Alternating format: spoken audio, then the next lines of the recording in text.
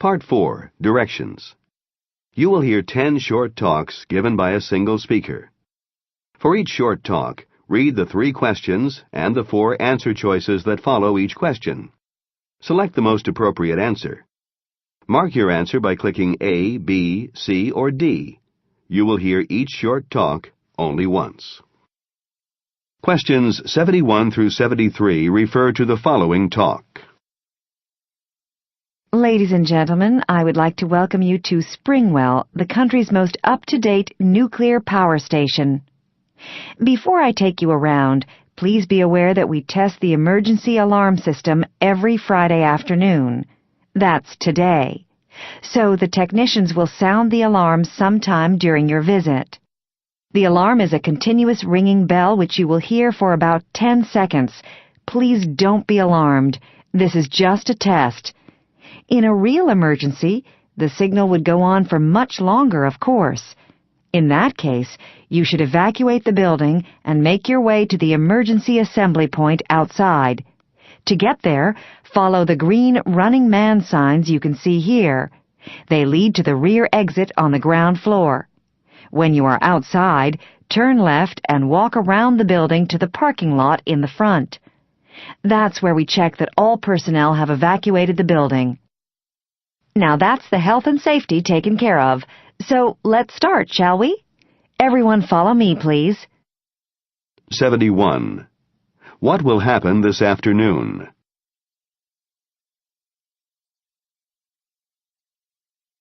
72. What should listeners do if the alarm continues to ring after 10 seconds?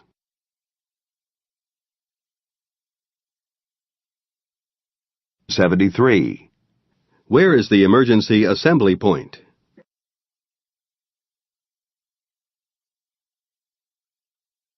74 through 76 refer to the following sales pitch. Can you hear me at the back? Just wave if you can. Excellent. Now, could you just raise your hand if there's anyone here who uses an automobile?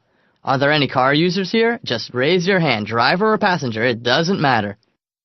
Thanks. I think that's pretty much everyone. Now, keep your hand raised if you're also a coffee lover. Are you both a car user and a coffee lover? Good. Still almost everyone. You can all put your hands down now. Thank you. So, all of you automobile-using coffee lovers, have I got news for you. Ladies and gentlemen, you can kiss goodbye to today and say hello to tomorrow. Meet the Motor Maid. Here it is. The Motor Maid provides what you've always wanted. Fresh coffee on the move. It's fully adjustable to fit safely onto the dashboards of all modern makes of car. All you do is fill the chamber with water, add a spoonful of ground coffee beans, put the top on, and plug it into the DC connector on your dashboard. There you are, simplicity itself. In less than a minute, your drink will be ready. You put your cup here and get instant, delicious, fresh coffee at the touch of a button. Delicious. So roll up and buy one, folks. There's a 10% discount for everyone at today's show. 74. What product is the man promoting?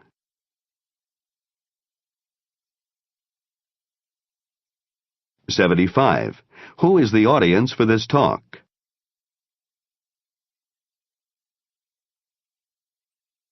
76. Which feature of the product is mentioned?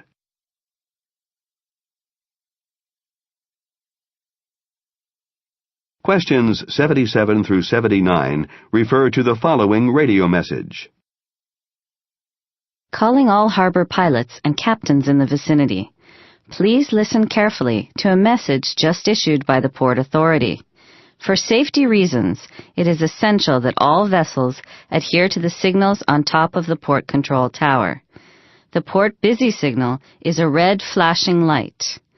This gives warning that there is a large vessel maneuvering within the harbor.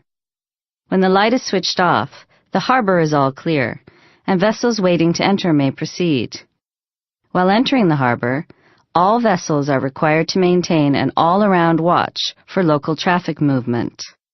Please remain tuned to this channel for port information and berthing. For navigational warnings, switch to channel 26. 77. Who is the message addressing?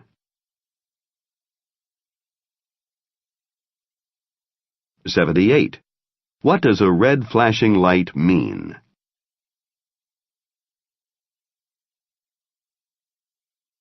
79. Why would someone switch to channel 26? Questions 80 through 82 refer to the following speech. Well, folks, today's the day. If the votes go our way, today we will celebrate an historic victory. And this time tomorrow, I will be the city's new representative in government. I want to tell you all that I could not have fought this campaign without your support and hard work. Whatever the weather, day in and day out, you have gone from door to door and talked to the voters about our party's policies and about me. For all your efforts, I thank you from the bottom of my heart. And now, on this final day of what has been an excellent campaign, I want you to get out into the streets for one last fight. There are 40,000 undecided voters in this city, people who haven't made up their minds yet.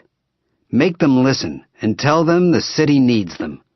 Tell them that today, history needs them. Tell them that the time is now. 80. Who is the man addressing?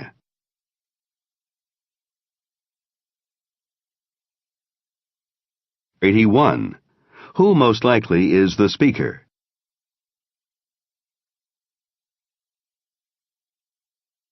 82. What is the purpose of the speech?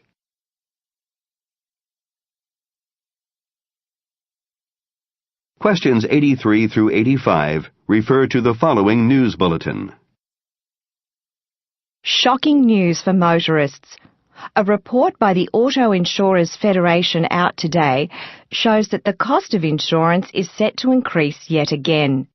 This is another blow for hard-pressed motorists who saw insurance premiums reach an all-time high just last year.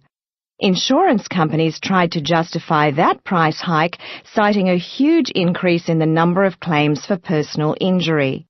It seems that this year the price rise is being blamed on something else. New gender equality legislation to come into force in 3 months prevents insurers from charging different rates for auto insurance based on gender. This means that insurance premiums for women, who currently pay less than men because they are deemed less of a risk, are certain to rise. Amid protests from consumer groups, insurers insist that this time they are not responsible. Either way, it's motorists who pay. 83. What is this report mainly about?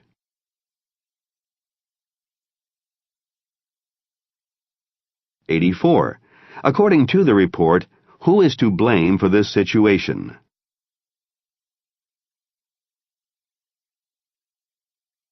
85. Who will most likely be affected?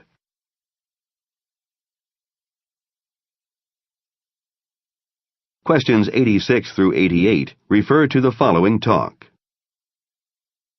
Okay, here you are. Each pill is a 25 milligram dose, so you need to take 1 tablet 3 times a day. Try to get into a routine and take the pills at the same times each day. That way you won't forget. But if you do forget and miss a dose, don't worry. Just leave it until the next day. Don't take a double dose to make up for the one you missed. That might cause a reaction. As for side effects, there aren't really any serious ones, and it's okay to drive because it won't make you feel dizzy and tired. But very occasionally, some people found that the medicine lowers their body temperature. So if you start to feel cold, get in touch, and we'll try something else. 86. Who most likely is the woman talking to? 87. What advice does she give? 88. Which of the following is a possible side effect of the medicine? Questions 89 through 91 refer to the following talk. And that brings me to my next point. Always nail down the specifics of a deal in advance, even with people you trust, especially with people you trust. I learned this lesson the hard way. Let me tell you a story. Way back when I was just starting out as a graphic designer, my best client asked me to redesign their website. I spent around 3 weeks working on it, full-time, late into the evenings. I did my very best to make sure the website I gave them was the best it could be. And when it was up and running, I sent in my invoice. I worked out that it came to $1,400, which was a fair price back in those days, but this client called me and said, "Thanks, Jerry. That's really great work. But you never told me what it would cost. We only budgeted for $350.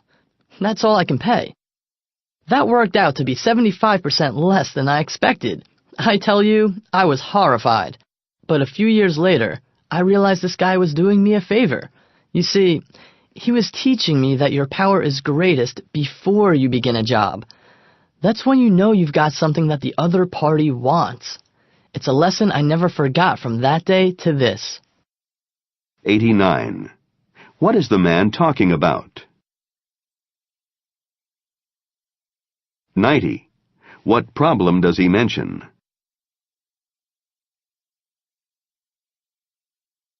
91.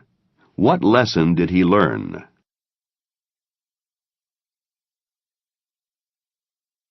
Questions 92 through 94 refer to the following announcement.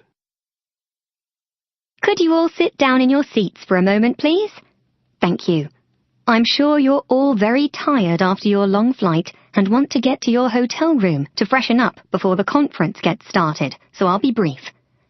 Once all the baggage is loaded, this minibus will take you to your hotel in the city centre. It's close to the site where the conference is taking place.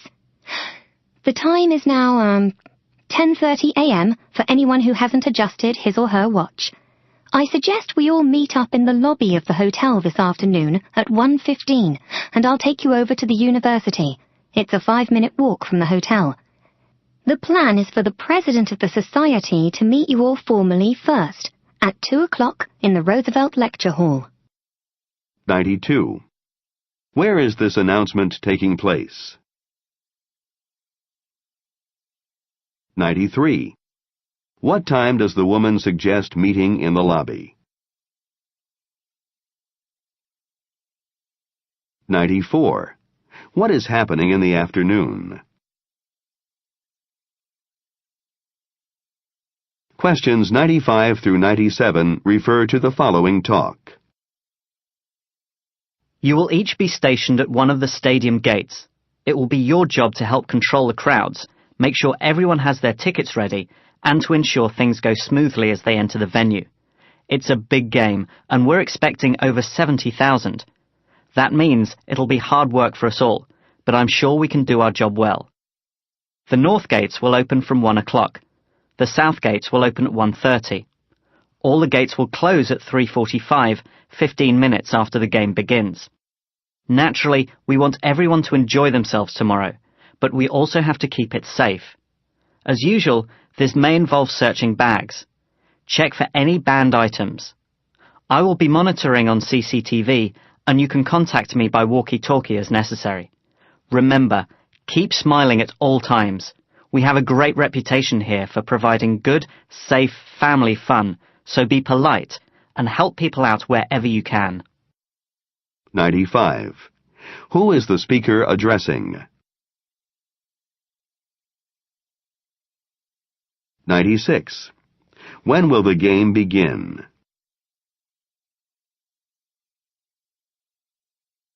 97. What is the main purpose of this talk? Questions 98 through 100 refer to the following speech. Thank you, Dean, for that wonderful introduction. Is it true? Have I really been here for 35 years? Honestly, sometimes it seems only yesterday that I walked into the campus to give my very first lecture. At the time, I believed that all students were stubborn, lazy, and careless. But if that was how all students were, I would have given up a long time ago and found another job. And as you know, I didn't. Something kept me here for all those years. What was it? Well, as the years passed and the college grew, Faces came and went, and fashions and hairstyles changed and changed again. I discovered something. I discovered that what I believed once about the nature of students is in fact true. Yes, you are all stubborn, lazy, and careless, but that's only half the story. You are also creative, inventive, and fearless, and your thirst for adventure has been an endless source of inspiration to me, which has kept me young. You have been a family to me. It is for that I want to thank you all. 98. What is the purpose of this speech?